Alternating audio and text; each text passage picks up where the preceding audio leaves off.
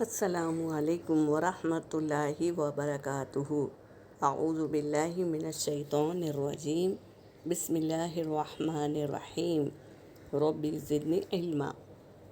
آج ہم قبر میں کام آنے والے 7 اعمال جو ہمیں قبر میں ہم چلے جائیں گے اس کے بعد بھی جو ہمارے دنیا میں اعمال رہیں گے اس کے بارے میں نبی کریم حدیث پاک کا مفہوم ہے۔ نبی کریم صلی اللہ علیہ وسلم نے ارشاد فرمایا، انسان کے مرنے کے بعد بھی 7 اعمال کا اجر جاری رہتا ہے جب کہ انسان اپنی قبر میں ہوتا ہے۔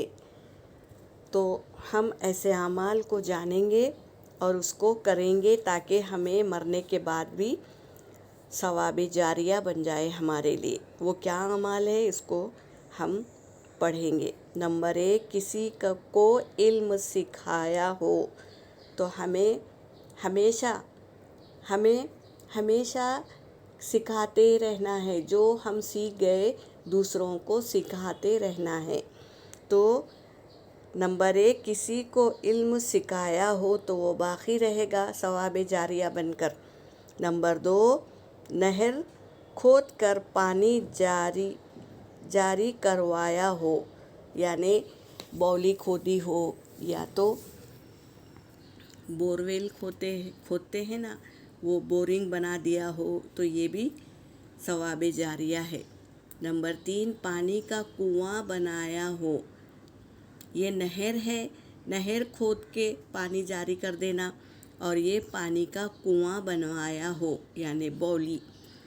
نمبر 4، درخت لگایا ہو، سبحان اللہ، یہ بھی ثواب جاریہ ہے، کیونکہ ہم قبر میں چلے جائیں گے لیکن درخت کے پھل جو کھاتے رہے گا اس کا ثواب ملتے رہے گا، سبحان اللہ۔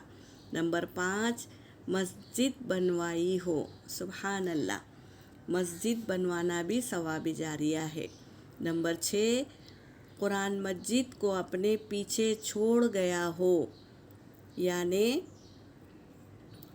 قرآن کریم خرید کر وقف کرو یا کسی کو قرآن پڑھانا، یہ بھی ثواب جاریہ ہے۔ کتنا آسان کام ہے نا، جو ہم سیکھ گئے وہ ہم دوسروں کو سکھائیں گے۔ قرآن کی آیت ہم نے سیکھ لی پھر دوسروں کو سکھایا تو یہ اعمال باقی رہنے والے ہیں جو ہمیں قبر میں بھی اس کا کیا ہے اجر ملے گا۔ نمبر 7 کیا ہے، اپنے پیچھے نیک اولاد چھوڑی ہو جو اس کے مرنے کے بعد اس کے لیے دعائے مغفرت کرتی ہو۔ تو ایسی اولاد جن کو دین کا علم ہم دیں گے، دنیا کے علم کے ساتھ دین کا بھی علم دیں گے، تو یہ مرنے کے بعد بھی ہمارے لیے دعائے مغفرت کریں گے۔ تو ایسے اعمال 7 ہے جو ہمیں مرنے کے بعد بھی اس کا اجر ملے گا۔ تو کوشش کریے جو ان میں سے ہم سے ہو سکتا ہے وہ عمل کر کے جائیے تاکہ ہمیں مرنے کے بعد بھی اس کا ثواب ملے۔ وآخر دعوانا ان الحمد للہ رب العالمین۔